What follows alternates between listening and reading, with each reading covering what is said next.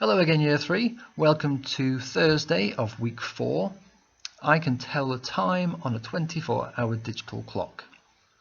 If for any reason you missed our learning yesterday, go back and look at that before you commence today's, because this builds on what we learned yesterday.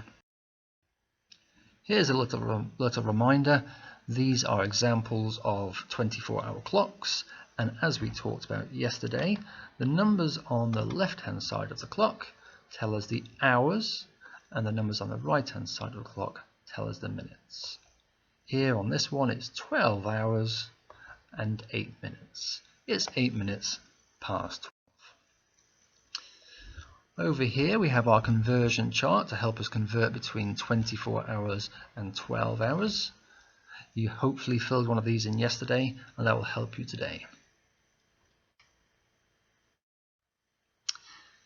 If we just have a quick look at this digital clock on the right hand side, it says 07, so that's 7 o'clock in the morning, and 30 minutes, 07:30. We know there are 60 minutes in an hour, so half of 60 is 30, it's 7:30. That's another way of saying it. That is shown on the analog clock underneath it, telling exactly the same time.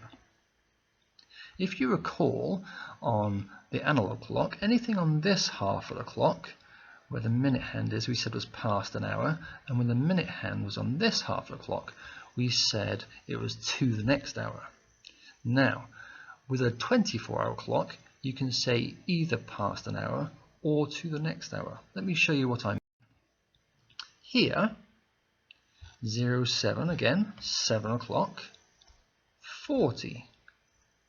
07:40. We could say it's 40 minutes past 7. Or, if we wanted to, we could count from 40 to the next hour. So 40, 50, 60, 40 add 10 is 50, add another 10 is 60. So it'd be 20 minutes until the next hour. And the next hour would be 8. So it'd be 20 minutes to 8. You can say either, both are correct. 07:40, 40 minutes past 7, or 20 to 8. What we want you to do today is develop that ability to express the time in all of these ways. And that way, if you ask somebody what time it is and they look at their clock and they say it's 20 to 8, then you can picture it. Or if you have a wristwatch that's got a digital time on it, then you'll be able to tell the time if somebody asks you. Here's another example. 23, that's the number of hours. Now, you can look at the chart on the left-hand side, that will help us know what time that is.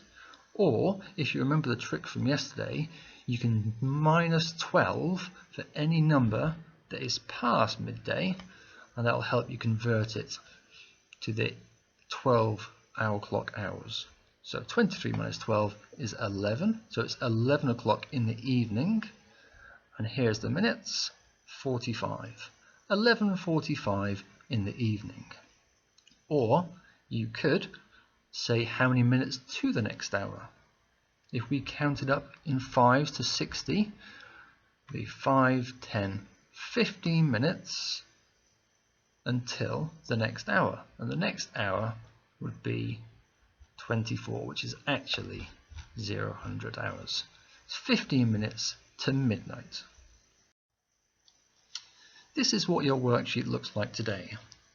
You're given a time and you want to say it's how many minutes past the hour.